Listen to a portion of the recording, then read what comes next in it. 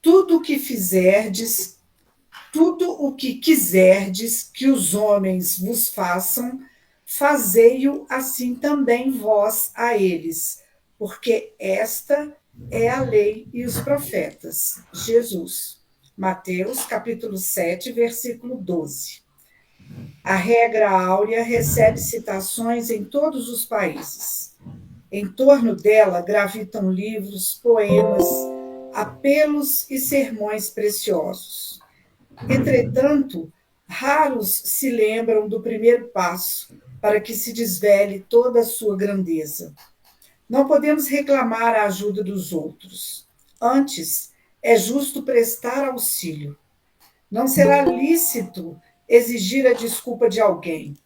Antes, é imperioso saibamos desculpar. Convidados a compreender, muitos dizem não posso. E instados a auxiliar, respondem muitos ainda não. Esquecem-se, porém, de que amanhã serão talvez os necessitados e os réus, carecentes de perdão e socorro. E muitas vezes, ainda quando não precisem de semelhantes bênçãos para si mesmos, por elas suspirarão em favor dos que mais amem a face das sombras que lhe devastam a vida. Se um exemplo pode ser invocado como bússola, recordemos Jesus. O mestre dos mestres faz o bem, despreocupado de considerações. Alivia sem paga, acende a esperança sem que os homens lhe a peçam e perdoa espontaneamente aos que injuriam e apedrejam, sem aguardar-lhe retratação. Veneremos assim a regra áurea e entendamos o espírito de amor de que se toca divina. Contudo, estejamos certos de que ela somente valerá para nós se lhe dermos a aplicação necessária. O texto do ensinamento é vivo e franco. Tudo o que quiserdes que os homens vos façam, fazei-o assim também vós a eles.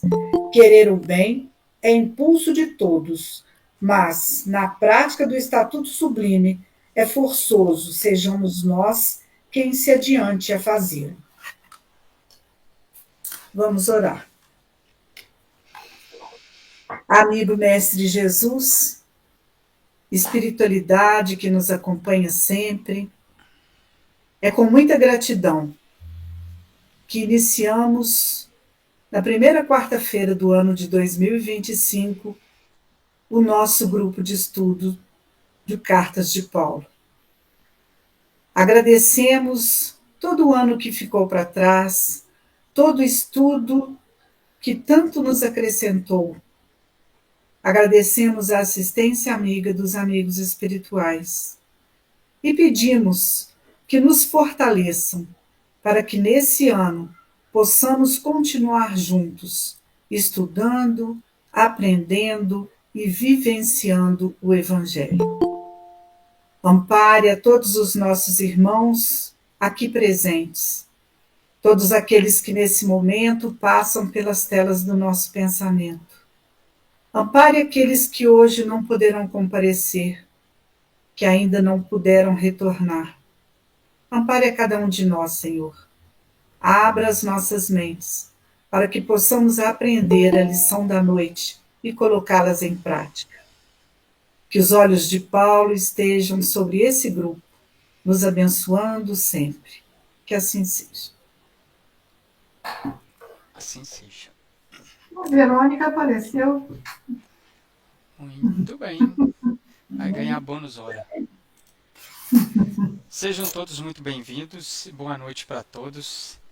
Nesse 8 de janeiro de 2025, estamos recomeçando nossos estudos de Paulo. Mais um ano aí, conforme a prece muito bem colocada pela nossa Jane aí.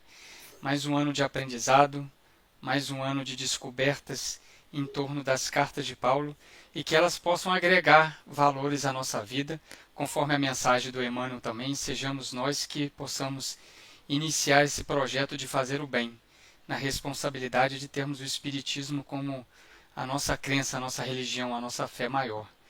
Então, que todos que estão no grupo, ou que aqueles que vão chegar, sejam todos muito bem amparados pela essa comunidade divina de estudos e luz.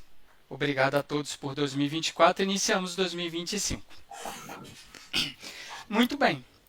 E a gente fez um planejamento muito bem delineado em 2024, que a gente conseguiu acabar no capítulo 14 para poder iniciar o capítulo 15 certinho aí. Gente, esse capítulo 15, na BJ, na Bíblia de Jerusalém, é denominado Ressurreição dos Mortos. Tá? Estima-se que por volta do ano 52, que Paulo ditou essa carta, tá? Uma observação muito importante desse capítulo 15. Esse capítulo 15, que trata da ressurreição dos mortos, é um material único em Paulo. Aliás, não vou falar nem em Paulo, é único no Novo Testamento. Único.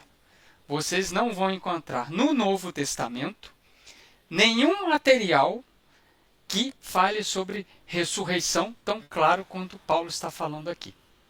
Tá? Então, assim, nós vamos esmiuçar essa ressurreição dele. Ele vai explicar de uma maneira simbólica, ele vai elucidar o processo evolutivo, tá?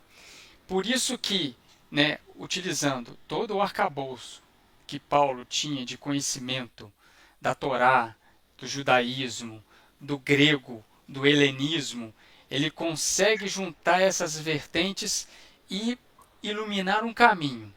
Esse caminho que hoje a gente vai colocar e vai iniciar aqui. Então, assim, falar de ressurreição, muitas vezes ele vai falar também de corpo da ressurreição. Então, assim, já para a gente poder alinhar e estabelecer a premissa, o que é ressurreição por Paulo de Tarso, no capítulo 15 da primeira carta aos Coríntios? Ressurreição por Paulo de Tarso é chegar no último grau de perfeição ao qual nós podemos atingir. Então, quero que vocês escrevam isso, fixem isso na mente, coloquem aí do lado da sua Bíblia, coloquem aí no seu estudo. Ressurreição por Paulo é chegar no último estágio do grande processo reencarnatório. Tá? Do último estágio do processo evolutivo ao qual o nosso espírito aqui, encarnados em corpos de provas e expiações, e vamos passar pelos outros mundos e até onde a gente chegar. Então é o último estágio. Vejam bem, observem o quanto que Paulo está, a visão de Paulo chegou. Né? Se você colocar um homem lá do século I de Cristo, e com todo esse conhecimento, olha o quanto que ele está colocando, observando as diretrizes, tudo isso aí que muitos anos depois, né, muitos séculos depois, o Espiritismo iria elucidar muito melhor. Então, para Paulo, é o último grau da perfeição, é o processo evolutivo. Por isso que eu ali no grupo coloquei algumas questões para a gente poder fazer uma introdução para que a gente pudesse entrar no capítulo 15 com um ferramental melhor e não tão cru para a gente poder compreender. Então, coloquei até algumas questões ali no Livro dos Espíritos. Se você for olhar a questão 166, os Espíritos estão perguntando: como pode a alma que não alcançou a perfeição durante a vida corpórea acabar de depurar-se? O que ele faz? Sofrendo a prova de uma nova existência. E assim estamos nós, gente, sofrendo a prova de uma nova existência, existência, existência e existência. Como diz os Espíritos, na questão da 166, processo de depuração. Depuração.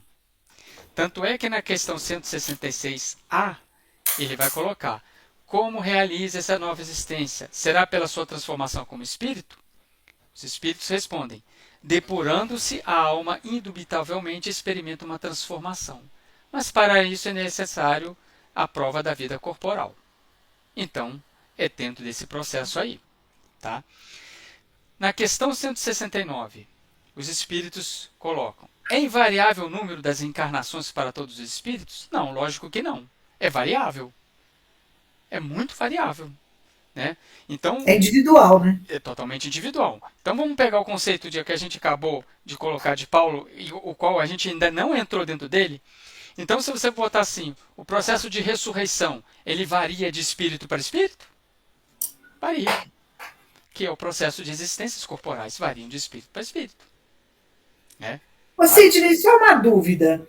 Essa ressurreição seria o mesmo que a justificação? Não, não, não. A justificação ocorre dentro do processo de ressurreição. É um dos elementos da sua depuração. Tá? É você ser justo, que é um processo de depuração, que é um processo de transformação moral, que é um progresso moral. Tá? A ressurreição é um conceito único. E dentro desse conceito, a gente tem a justificação, a glorificação, o louvor, tem tudo isso aí. Ele é um processo único. Ele é uma curva ascensional. Tá? O processo de ressurreição. Muito diferente, tenho certeza, de conceitos que vocês já ouviram falar, de conceitos que vocês já leram. Por quê? Até a gente estava conversando bem assim, fazendo uma resenha antes do estudo aqui, né? A Jane pegou um material onde trata como Paulo, a ressurreição, Paulo tem que ser lida literal. E a gente comentava, se a gente for ler Paulo literalmente, ó meu irmão, tchau para você, você vai para um outro caminho, eu vou para esse aqui.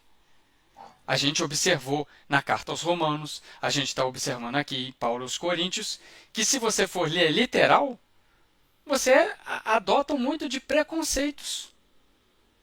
A gente viu a questão do véu, a gente viu a questão das mulheres, a gente viu a questão das culturas. Você viu como que é? Se você for literal, você estabelece dogmas. Tá? Tá. Ok, Jane? Sim. Tá.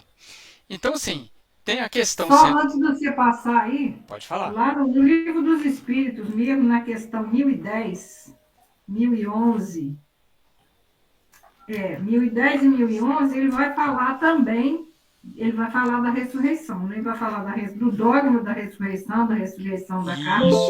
E São Luís traz uma explicação também bem racional aqui para esse assunto, só completando. Ótimo, muito bem lembrado, Tuca. Já anotei até aqui também. Agora, a questão 170 de O Livro dos Espíritos, ela é fundamental.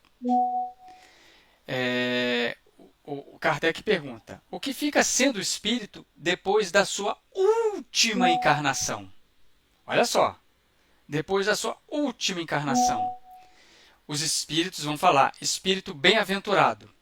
Ponto. Puro espírito. Isso é ressurreição. Você pode pegar aí o seu Livro dos Espíritos, colocar do lado da questão 170. Ressurreição por Paulo de Tarso. É isso aqui. Questão 170 de O Livro dos Espíritos. Tá? Isso é o que acontece com você depois da sua última reencarnação. O que você vai virar? Espírito bem-aventurado. Né? Você vai morar no mundo celeste. Né? Alguém já viu o mundo celeste aí? Onde que está o mundo celeste? Não dá para ver com olhos físicos. Não dá para ver. Por quê? Porque é a morada dos espíritos puros. Se eu não vejo um espírito puro com esses olhos aqui, como que eu vou ver um mundo celeste? Acho que a gente não consegue nem imaginar. Não consegue.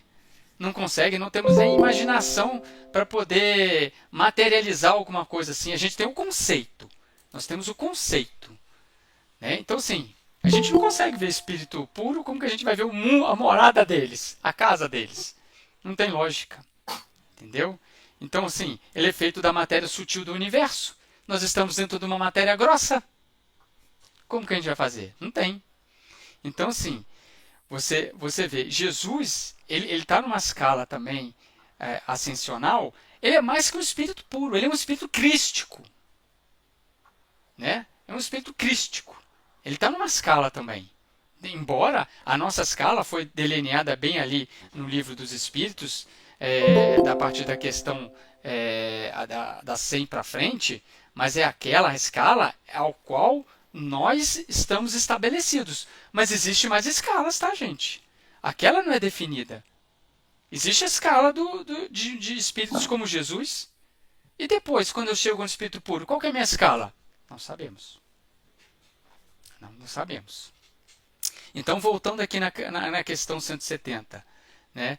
Quando o que torna o espírito depois? Primeira resposta, bem-aventurado. Segunda resposta, espírito puro. Observem que os espíritos dão uma resposta que está no Evangelho, no Sermão da Montanha. Bem-aventurado os aflitos, bem-aventurados aqueles que sofrem por justiça. Por quê? Olha o link com o Sermão da Montanha. Simplesmente o Sermão da Montanha, ao qual está em Mateus capítulo 5, 6 e 7, que ele coloca lá, vamos colocar mais sucintamente, principalmente o capítulo 5, onde trata das 9 bem-aventuranças, ele simplesmente está trazendo o código de ética dos mundos ditosos. Ele simplesmente está trazendo o código de ética dos espíritos bem-aventurados. Ele está trazendo. Por isso que os espíritos fizeram um link com o Novo Testamento. Bem-aventurado é um espírito. Por quê? Porque passou pelas bem-aventuranças. Ele passou pelas bem-aventuranças. Observou como que é a conexão? Então, a utilização da palavra bem-aventurado não é à toa. É a conexão com Jesus. É a conexão com o Mestre. Ok? Fiz essa pequena introdução para a gente não entrar nessa floresta aqui do capítulo 15 e se perder. Então trouxe uma lamparina, trouxe uma lanterna, trouxe uma vela, porque agora a gente vai conseguir enxergar um pouquinho melhor. Você não vai entrar no Evangelho segundo o Espiritismo, não? Um pouquinho mais na Da frente. Introdução? Vou entrar. Um pouquinho mais na frente, porque eu preciso agora que Paulo fale. Porque se Paulo não falar, a gente fica mudo.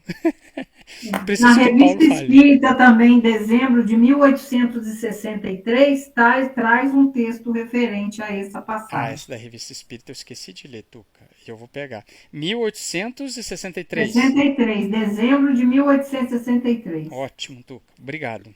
3 ou 6, Tuquinha? 3. 3, tá. É ótimo. Eu gosto dessa Revista Espírita. Ô, Sidney. Oi, Anger.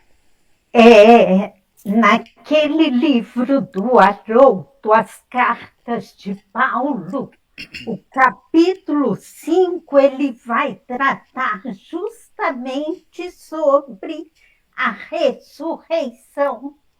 E ele trabalha interessante a escala evolutiva. Sim. Mostrando que a ressurreição ocorre quando a escala se completa, né? Não há mais o processo reencarnatório. Perfeito. É bem interessante. Capítulo 5. Sim, eu me baseei muito nisso também. Então, quem tem o livro das Cartas de Paulo publicado pelo Haroldo Dutra Dias, capítulo 5, aonde eu também puxei subsídios que ele, né, também não vou inventar as coisas, né, gente? A gente tem que consultar os mestres. Então, eu puxei coisas do Haroldo também. Nesse capítulo que a Ângela está falando, ele termina, lá no finalzinho do capítulo, ele fala que a ressurreição se efetiva no instante em que a reencarnação se torna desnecessária no âmbito do processo de purificação. Positivo. Esse é o conceito de ressurreição nas epístolas paulinas. Perfeito. E que, conforme eu falei na introdução, você só vai encontrar aqui no capítulo 15. Ok? Vamos chamar Paulo aqui para a nossa conversa, para a gente poder introduzir. Vamos lá, versículo 1. Vou ler até o versículo 4 aqui. Ó. Lembro-vos, irmãos, o evangelho que vos anunciei, que recebestes, no qual permaneceis firmes, e pelo qual sois salvos, se o guardais, como vou-lo anunciei, de outro modo, tereis acreditado em vão. Transmiti-vos, em primeiro lugar, aquilo que eu mesmo recebi. Cristo morreu por nossos pecados, segundo as Escrituras. Foi sepultado, ressuscitou ao terceiro dia, segundo as Escrituras. Vamos com calma, vou ler até o quarto aqui. Então, o Paulo, desse versículo 1 até o quarto, ele está mostrando uma das premissas. Ele está mostrando o Cristo ressurreto, que é fundamental para o Evangelho. O Cristo ressurreto é fundamental para você compreender o Evangelho. Tá? Por que Paulo toca nessa questão da ressurreição? De onde Paulo tirou isso aqui? Por que Paulo, de repente, vem colocar uma questão de ressurreição? Bem, né, os estudiosos, né, os comentaristas acreditam que ele foi questionado a respeito disso aí. Né? Acreditam até que havia até um movimento de oposição à ressurreição. Então, Paulo não foi à toa que tocou nesse assunto. Alguma coisa aconteceu, nós não vamos ter 100% de certeza, de que ele foi instigado a opinar sobre esse assunto. O Sidney, mas ele foi inspirado por Estevão e Jesus, né? Sim, mas assim, da onde veio isso aí? Dessa inspiração. Ele foi inspirado, mas ele precisa da contrapartida. Né? Porque assim, a inspiração chega de uma necessidade que apareceu. A gente não pode esquecer que os saduceus não acreditavam em ressurreição. Os fariseus acreditavam, mas não sabiam exatamente como era o processo. Né? Então, tem essa diferenciação ainda dessa época aí. Alguns acreditavam e alguns não. Sim. Então, o Paulo está querendo pegar a questão da ressurreição e já mostrou aqui, no versículo 4, que o Mestre ressuscitou. Ele já está colocando uma premissa aqui. Ou seja, ele está começando, vejam bem, a gente conhecendo Paulo, ele já está se preparando para defender ou para poder fazer um TCC sobre a ressurreição. Tá? Então ele já puxa a figura do Cristo. Tá? Para exemplificar a ressurreição dos homens. Então, se você observar bem, apesar que eu li até o versículo 4, se você colocar o bloco do versículo 1 até o versículo 11, o que Paulo vai fazer nesse bloco? Ele vai recordar a trajetória do Cristo. Ele vai recordar a trajetória de Jesus após a sua morte. Observe o que ele fala do versículo 1 ao 11, nós vamos ler. Você vai ver que são as atividades, os encontros que Jesus teve na ressurreição. E qual Paulo teve ciência e qual Paulo também ouviu. Certo? Ok? Então, assim, né, só lembrando aí do conceito exatamente que a Jane puxou ali do Evangelho segundo o Espiritismo. Os saduceus não acreditavam na ressurreição. Tem os fariseus, eles acreditavam na imortalidade da alma, mas não tinham, e na ressurreição dos mortos, mas não sabiam como isso. E a gente também tem que puxar para essa pauta também os essênios. Os essênios também eram uma seita que vinha da vertente judaica, mas que era mais espiritual. Eles acreditavam na ressurreição, eles acreditavam na imortalidade da alma, né? Se distinguiam por alguns costumes, não eram legalistas, eram mais espirituais. Então os essênios também eram uma vertente judaica muito mais espiritual e que acreditava nisso também. Alguns até acham que Jesus passou por lá primeiro, né? Jesus não aprendeu nada com os essênios. Alguns dizem que ele foi lá aprender com os essênios, que foi na Índia aprender isso. Gente, Jesus não tinha nada que aprender nada com ninguém, né? Mas Amélia Rodrigues nos fornece a informação que Jesus esteve com os essênios. Não para aprender, mas para falar que eles esperavam o Messias também. E falou assim, o Messias chegou. eu sou o Messias, e os essênios acreditaram. Tá? Puxando para a nossa conversa, trazendo um pouquinho mais de material espírita, nós temos no capítulo 4 do Evangelho segundo o Espiritismo, o item 4, a ressurreição e a reencarnação. Tá? Ali também os espíritos estão explicando, né, qual que era a diferença da ressurreição para a reencarnação. Eles sabiam que acontecia a reencarnação, mas não tinham essa palavra. Eles não tinham essa palavra, então eles aplicavam ressurreição. Né? O vocabulário naquela época era muito pobre, gente. Era muito limitado. Então, aqui nesse capítulo 4, item 4, os espíritos e Kardec estão explicando isso aqui. Estão explicando a diferença da ressurreição e que ela englobava, naquela época, a reencarnação também.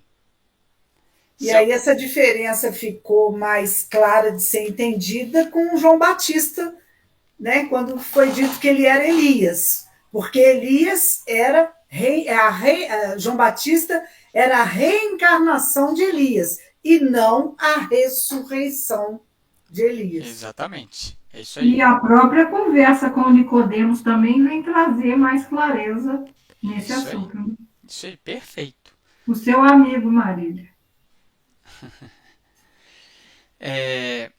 Eu trouxe um texto de um comentarista que eu costumo ler, até a Joelma mencionou ele uma vez aí, se chama Barclay. Ele é protestante, ele tem alguns comentários muito pertinentes, e eu abracei um comentário dele que vai totalmente de encontro com o que a Jane colocou em off para mim sobre o MacArthur, que é o outro comentarista, né? E eu vou ler assim, o que ele colocou para vocês verem como que a questão da ressurreição ela é muito delicada. Então, para Barclay, que é um estudioso do Novo Testamento e de Paulo, ele começa a seguinte expressão dele assim, ó. Celso, que viveu ao redor do ano 220 depois de Cristo, e que foi um dos primeiros em atacar o cristianismo e que fez isso por muito tempo, ele perguntou o seguinte: como podem os mortos ressuscitar com seus corpos idênticos? Em realidade, é a esperança dos vermes, porque que alma desejará um corpo que lhe apodreceu? Isso é o Barclay falando. É fácil apresentar o caso de uma pessoa destroçada num acidente ou que morreu de um câncer ou mutilada. Mas Paulo nunca disse que ressuscitaríamos com o corpo com o qual morremos. Olha o que ele fala, isso aí não sou eu que estou falando não, estou lendo o que ele está colocando. Eu vou repetir. Mas Paulo nunca disse que ressuscitaríamos com o corpo com o qual morremos. Insistiu em que teríamos um corpo espiritual. O que Paulo queria dizer, em realidade, é que sobreviveria a personalidade do homem. Ele não tem conhecimento espírita, mas ele conseguiu arranhar a espiritualidade de Paulo. Observou como ele percebeu? Paulo não está falando que a gente vai ressuscitar no corpo que nós estamos vivendo agora. Vocês podem procurar, vocês não vão achar isso. E quem defende essa tese não tem evidências em Paulo, em nenhum lugar. Essa personalidade do homem seria o espírito. Seria o espírito para nós.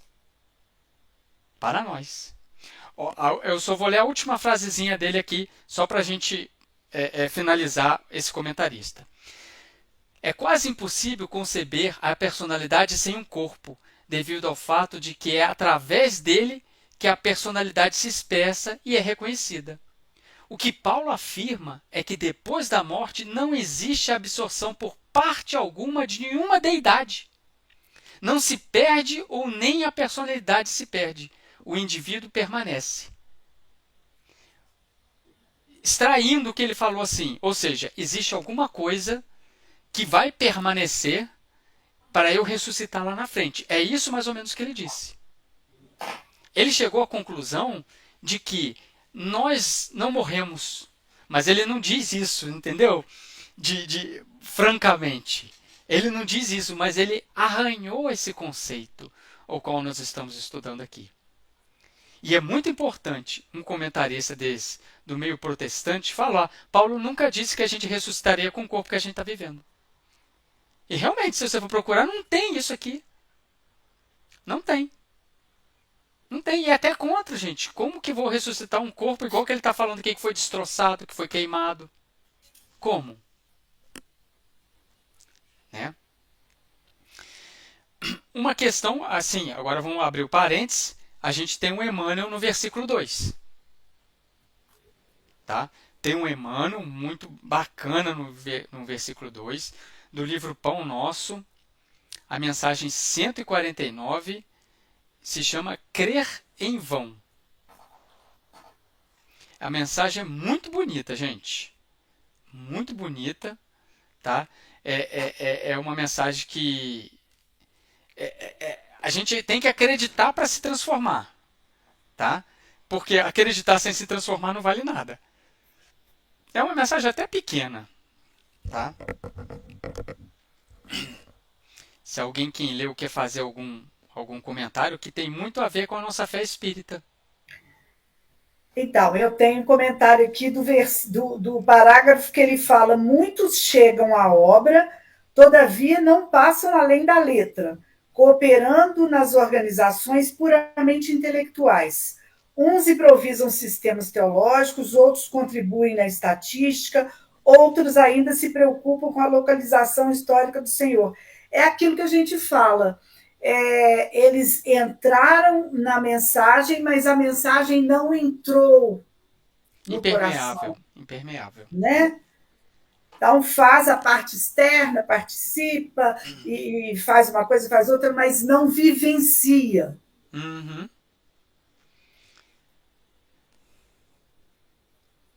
Mais alguém? Algum outro comentário? É uma mensagem muito bonita. Pode dar estrelinha nessa mensagem aí, tá, gente? E quando ele fala que... o parágrafo seguinte. Qual? Esse que a Jane leu.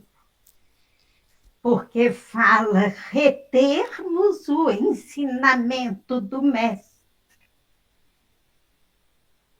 com vistas à necessária aplicação. Né? Nós só vamos atingir a ressurreição quando vivenciarmos o ensino do mestre. A vivência, né? Né?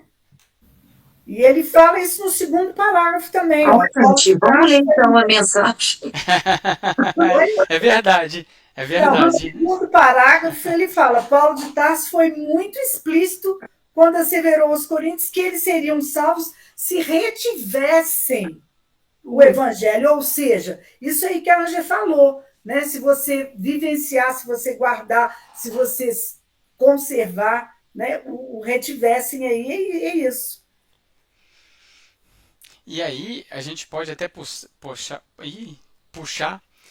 Tem uma questão, 3 questões muito interessantes no livro dos Médiuns, lá no capítulo 3, item 28, que pode até colocar nessa mensagem de Emmanuel se tiver o livro aí. Vou repetir. Livro dos Médiuns, capítulo 3, item 28. Ele vai falar de 3 tipos de espíritas. Ele fala assim: os que creem pura e simplesmente nas manifestações. Para eles, o espiritismo é apenas uma ciência de observação, uma série de fatos mais ou menos curiosos. Pronto. Segundo ponto. Os que no espiritismo veem mais do que fatos. Compreendem-lhe a parte filosófica, admiram a moral daí decorrente, mas não a vivenciam, não a praticam. E tem o terceiro.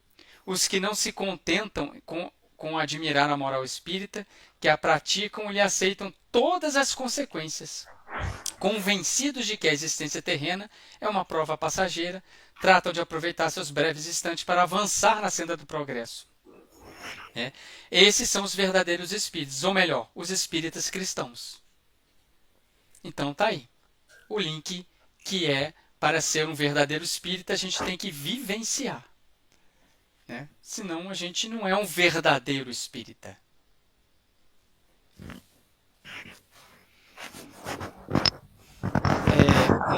Uma questão interessante também, disso que a gente acabou de ler, voltando aqui para o Paulo de Tarso, para a carta aos Coríntios, a questão aqui que está no versículo 4, e que a gente vai ler aí um pouquinho mais para frente, Paulo tirou isso das anotações de Levi. Tá?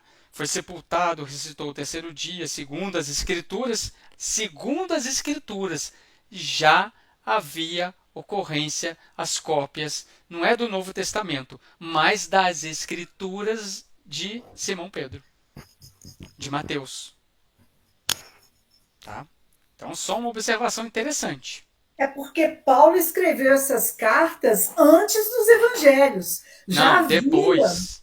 Já havia algumas anotações. Sim, eu não falo do evangelho concreto, não. Mas não estava ainda concreto. Sim, não estava fechado. De Marcos. Sim. Paulo foi o primeiro antes disso. Sim. Antes de se concretizar os evangelhos. Mas as anotações estão aqui. As anotações de Mateus já existiam. Sim.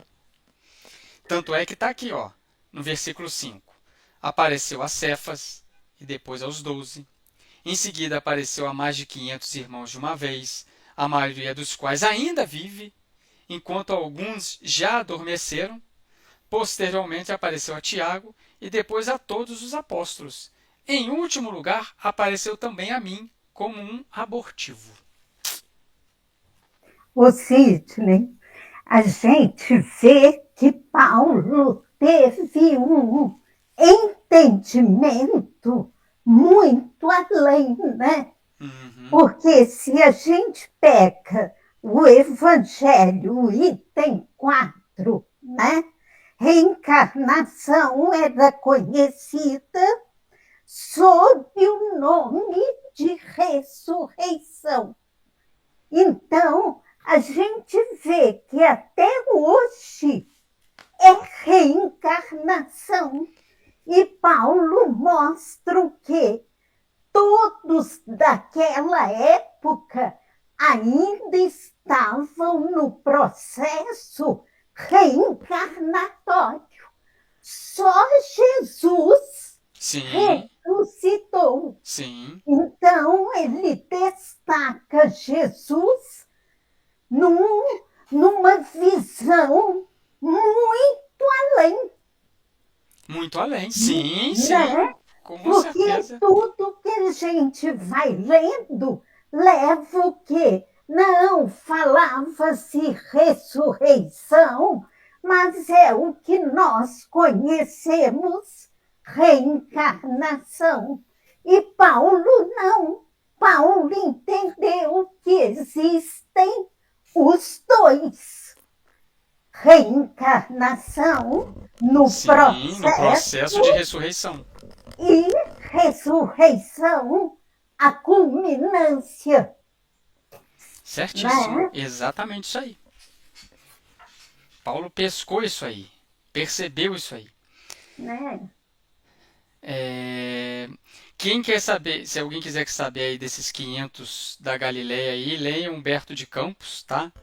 Na Boa Nova, tá lá, eu acho que é um dos últimos, acho que é o penúltimo capítulo, se eu não me engano. É os 500 da Galileia. Acho que é o capítulo 19, se eu não me engano.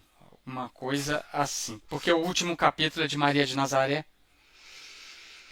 E esse encontro de Jesus aí está em Lucas 24:34, de Jesus com Pedro. Isso. E está em Atos 1, versículo 1 a 3, e Mateus 28, de 1 a 10. Certo.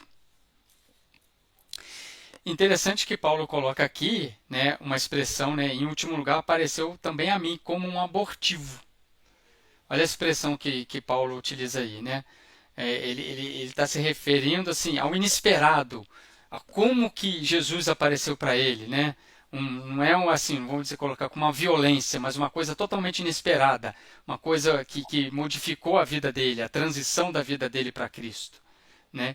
Então ele coloca essa expressão aí, abortivo, como algo inesperado. Tá?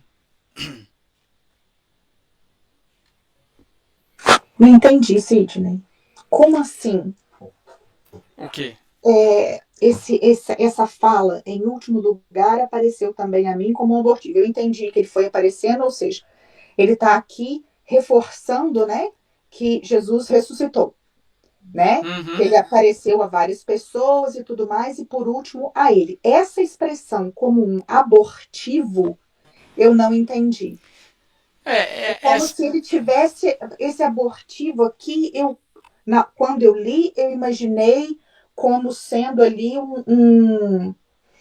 um ponto final, um abortivo como ele deixando de ser quem ele era antes para passar a ser um novo ser a partir dali. Mas não tem a ver com isso.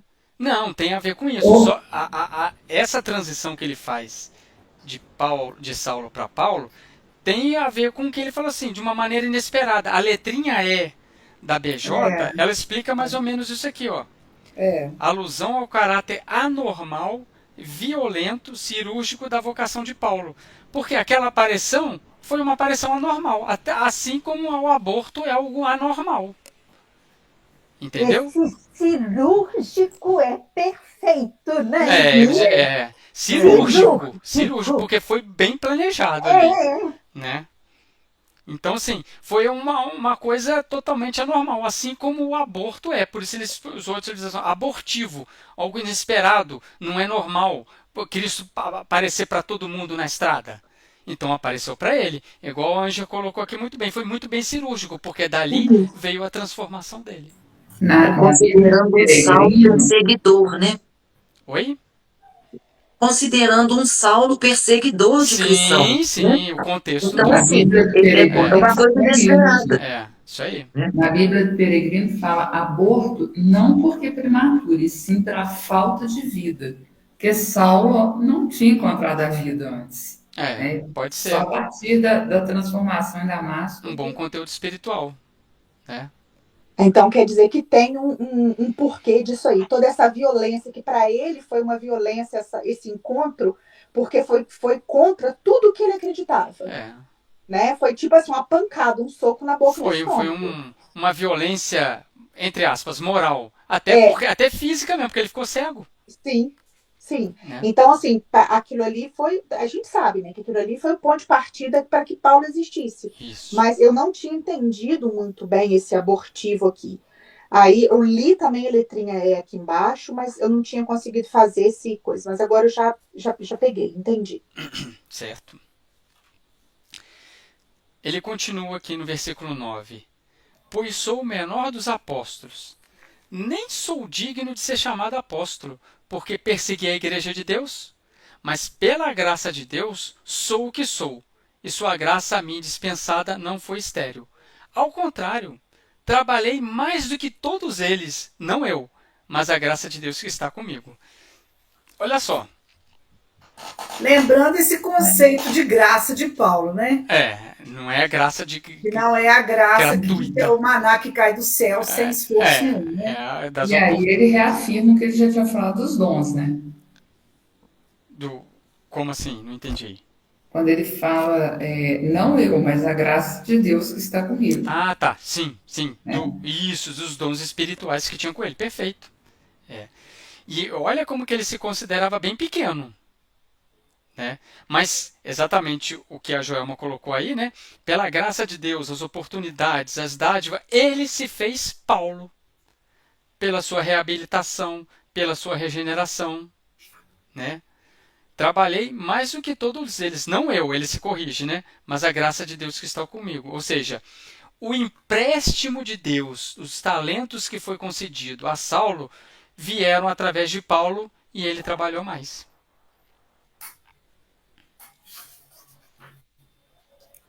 Tem duas mensagens excelentes do Emmanuel nesse versículo 9. Tem um benção de paz, né? Caminho do alto, não é esse? E anotação em serviço. Essas duas mensagens falaram fundo da minha alma, porque eu sou uma defensora. Eu lembrei de você, Jana. Lembrei na hora. Não, quando eu li, eu também falei, sou eu isso aqui. Porque é muito consolador essas duas mensagens. Eu também fiquei tocado nisso aqui. Até peguei algumas aqui para a gente poder colocar. Ele começa não, né? No parágrafo seguinte ele fala assim, ó, do Emmanuel. Não temos a santidade, no entanto, já nos matriculamos na escola do bem, aprendendo a evitar as arremetidas do mal. Já escolhemos a melhor parte. Tá vendo só? Não são, ele continua, né? Não dispomos de sabedoria, mas já percebemos a importância do estudo. Olha bem. Não possuímos a inexpugnabilidade moral. Todavia, já sabemos orar, organizando a própria resistência contra o assédio das tentações. Ou seja, a gente está no caminho, gente. É bem consolador. A mensagem de esperança. É muito consolador. Aí, lá no finalzinho, né, ele fala, sem dúvida, estamos muito longe, infinitamente muito longe da perfeição. Cabe, porém, a nós, aprendizes do Evangelho, a obrigação de confrontar-nos hoje com o que éramos ontem. E, ao nosso ver, feito isso, cada um de nós pode, sem pretensão, parafrasear as palavras do apóstolo Paulo nos versículos 9 e 10 do capítulo 15 de sua primeira epístola aos Coríntios. Nos servidores do Senhor, sei que eu sou o menor e o mais endividado perante a lei, mas com a graça de Deus sou o que sou. Gente, que mensagem linda. Linda, linda. E tem um parágrafo que eu marquei. Pode falar, Sara, desculpa. Tem um parágrafo aqui que eu marquei, que você não falou dele, que é não atingimos o sentimento imaculado. Entretanto, pelo esforço na disciplina de nossas inclinações e desejos, já nos adestramos a pouco e pouco para a aquisição do amor puro. É aquela questão lá do Evangelho segundo o Espiritismo, no capítulo 17, né? Quando ele fala aí da felicidade, né? Uhum. Que a gente não está aqui ainda para a felicidade plena, mas que a gente pode buscar a felicidade possível. A gente o que está nos alcance. Capacidade. Né? Então, se você estiver muito triste, fala assim, nossa, eu não sou tão perfeito assim, pega essa mensagem de Emmanuel, a gente está no caminho, gente. Ele está falando, não temos a santidade, mas estamos na escola do bem. Não temos aquela sabedoria, mas a gente sabe que a gente tem que estudar. Eu falo isso, o Sidney, eu falo isso direto nos grupos de estudo. Nossa, você é muito otimista. Eu falei, não, gente, nós já estamos caminhando. Estamos procurando melhorar, não é isso? É o que Paulo está colocando aqui. Né? Aliás, o que Emmanuel está colocando, se compare com você ano passado. Se compare com você. Né? Olha quanto que a gente já conseguiu evoluir. Justamente, não fazíamos o que fazíamos ontem, né? Essa frasinha de Paulo, eu sublinhei ela aqui, né? Do servidor do Senhor, eu sei que eu sou o menor, mais endividado. Mas, na graça de Deus, eu sou o que sou. Eu sou o que sou, gente. Maravilhoso. Né? Eu estou nesse processo evolutivo, não está buscando a ressurreição? Estou no caminho. É isso aí. Eu amei. A próxima mensagem, anotação em serviço, segue mais ou menos a mesma linha, só que aí ele vai nos chamar a atenção pela questão do vitimismo, né? Sim. No quarto parágrafo ele fala, mero dever melhorar-nos, melhorando o próprio caminho em regime de urgência. Todavia, abster-nos do hábito de remexer inutilmente as próprias feridas, alargando-lhes a extensão. Então, é o vitimismo que a gente muitas vezes ainda fica aí, né? A gente sabe corrigir, aí ele começa assim, corrigir-nos sim, e sempre, condenar-nos não, admitir que ainda erramos, né? Admitir que estamos aqui para aprender, que é por isso que a gente está aqui. Reconciliar. Isso aí, excelente. Conosco mesmo, em primeiro lugar, para depois com o próximo. Tem um parágrafo que ele fala, indiscutivelmente, não nos dedicamos de todo, por enquanto, à prática do bem, como seria de se desejar. Na nossa atual situação, a gente já deveria estar dedicando mais, né? Todavia, já sabemos orar, solicitando da divina providência nos sustente o coração contra a queda do mal. Muito bom, gente. E a última frase dele é: não sou digno de ser chamado apóstolo, mas pela graça de Deus já sou o que sou. Já sou o que sou.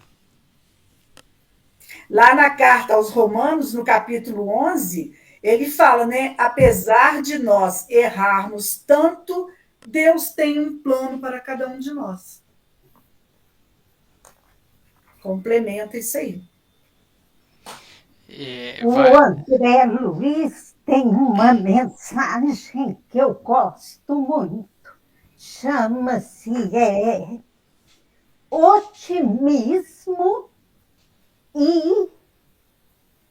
Ah, meu Deus. Fugiu. Otimismo e lembrança de memória. Lembrança de memória. Tipo assim, otimismo e ingenuidade, tá? Que nós temos que ser otimistas, sim. Olhar para frente, ver, né, tudo aquilo, a oportunidade que temos, sem sermos ingênuos. Sim. Onde é pedra, pedra. Pântano, pântano, para sabermos também aquilo que ainda temos que modificar, que lapidar, né? Eu acho que Paulo e Emmanuel mostram isso. Otimismo, sim, né? As oportunidades, é a esperança, né? Bênçãos, é a esperança. Lógico, a esperança, mas sem sermos ingênuos. Sim. Né? Ilusórios com a gente mesmo, né? A gente... Ilusórios, exato. Ótimo, excelente. Senão a gente se perde também, né? Porque se achar que o pântano só tem flor... Muito bom.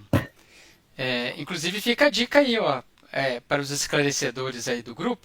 Quando o Espírito vier falar assim, vocês são muito perfeitinhos, vocês são muito santos. Vocês falam assim, do servidor do Senhor eu sei que sou o menor, mas endividado. Mas eu sou o que sou. Fica aí a dica aí, ó. Ele vai falar assim, o quê? Aí convida ele pro grupo, gente. Você não entendeu? Eu vou te convidar para um grupo de estudo. Segue com esse irmão aí. Pronto. Aí, despacha. Aí a gente encaminha possível. Você é. Sou o que sou. O quê? Ô, Sidney, não querendo alongar, mas ele vai virar e falar assim, bom, Jesus eu conheço. Paulo, eu já ouvi falar. E você, quem é? Eu sou o mais endividado dessa sala, tanto quanto você, mas a gente tá junto. Boa! Vamos lá, gente. O 10 você já leu? Li o 10, sim. Então tem mensagem do Emmanuel também. Oi, do 10 Pela graça de Deus. Esse aí eu não peguei, não. Tem duas mensagens. Na luta educativa... Está no Bênção de Paz, capítulo 17. Essa aí eu pulei, então. Na luta educativa. E o outro é Pela Graça de Deus. Do livro Cartas do Coração. Resume aí pra gente. Esse na luta educativo, eu marquei 2 parágrafos aqui. Somos incipientes no trato dos conhecimentos superiores, mas já estamos instruídos quanto à necessidade de adquiri-los. Achamos-nos empenhados adeptos enormes, diante de muitas existências transcorridas no erro. No entanto, já sabemos que, se formos leais ao cumprimento dos deveres que o resgate nos impõe, é possível atenuar muitas dificuldades e transpor vitoriosamente as barreiras que nos separam da vitória sobre nós mesmos. Então, ou seja, nós já temos o conhecimento. Né? Ele reforça isso aqui. Ninguém nos desconhece a inferioridade de espíritos ainda vinculados aos processos evolutivos da Terra, sempre que tenhamos as nossas condições imperfeitas confrontadas com as qualidades sublimes que imaginamos nas entidades angélicas. Não nos é lícito, porém, negar os recursos de aperfeiçoamento que já nos felicitam. Quer dizer, a gente já conhece as virtudes dos espíritos superiores. Uhum. A gente já conhece. A gente não tem que ficar exigindo de nós, mas é aquilo que a Ângela falou. A gente também não pode ficar só justificando, não, eu ainda sou imperfeita, então eu não preciso me preocupar, não. Né? Essa é na luta educativa. A outra é pela graça de Deus. O parágrafo que eu marquei é: estudam, recebem nova luz, progridem mentalmente, mas não possuem espírito de iniciativa, coragem moral e ousadia na autossuperação. E por isso são devorados devagarinho pelas gigantescas mandíbulas do tempo, que lhes consomem o corpo e as oportunidades de crescimento espiritual, sem se abalançarem a novas aquisições para a vida eterna. São os desculpismos que a gente arruma como justificativo para não crescer, para não sair da nossa zona de conforto. Né? Essa mensagem eu não achei, não. Pela graça de Deus que chama. Não achei, não. Essa mensagem é um puxão de orelha, né? Oi? É um puxãozinho de orelha. Com certeza. Todas duas. Todas duas. O que tem no versículo 9 de consolador, tem na 10 chamando atenção. Que um puxa. Você dá um pouquinho de linha, depois você puxa. Um morde e o outro sopra. Eu marquei, Jane, esse pedacinho aqui, ó. Percebemos as fragilidades que nos assinalam a existência para o levantamento de construções morais, nos domínios da virtude. Entretanto, dispomos das mais nobres instruções para guiar-nos no caminho da elevação. Melhoremo-nos, melhorando a vida. Aprendamos para ensinar. Isso aí. Muito bom. Esse é interessante porque ele fala melhorando a vida. Uhum. Né? Uhum. E aí você amplia que você só melhora melhorando em volta de você também. Porque é através do próximo que evoluímos. Né? Aí, novamente, eu busco a questão 920 do Livro dos Espíritos. Você já possui a felicidade completa? Não. Não. Mas eu já tenho, é possível. Melhorando a mim mesmo, melhorando o ambiente, aonde eu estou colocada, plantando, né? Semeando aonde eu estou ali plantada. Aí eu já consigo uma felicidade possível. Não completa, mas já possível. E vai almejando, vai evoluindo para outras, né? Felicidades, né? Vai ampliando o seu conhecimento de felicidade, de caridade, de ajuda, do bem. Tanto que ele fala, aprendamos para ensinar. Né? Senão fica só na teoria. Né? Ele fala sem evolução moral. Uhum. Né? Muito bom. Gente, ele fala que a lição de Paulo é admirável. Ninguém pode alegar incompetência ou inferioridade ante as exigências do bem, se já reconhece a grandeza desse mesmo bem. Uhum. Nossa, passou o horário. Passou. Passou? Passou rápido hoje. Passou. Ó, paramos no versículo 11, tá? Iniciamos nesse bloco aí. Apesar que tem um bloco do 12 ao 19. Então a gente só vai terminar esse aí. Gente, primeiro estudo do ano, achei que não ia dar ibope. Somos 23 pessoas aqui, tá? Muito bom. Muito bom mesmo. Ok, anotado aí? Podemos encerrar então? Eu vou encerrar hoje. Agradecendo a Jesus, agradecendo a Deus de amor e bondade, e infinita misericórdia. Obrigado, Senhor, por iniciarmos nessa quarta-feira os estudos de Paulo, esses benfeitores amigos que passaram nos lares que estão conectados aqui e que porventura irão passar nos lares que assistirão esse vídeo. Ilumine, Senhor, para que conforme estudamos hoje Emmanuel e Paulo, estamos no caminho do bem, já não somos aquelas pessoas e espíritos de existências passadas ou até mesmo dessa existência.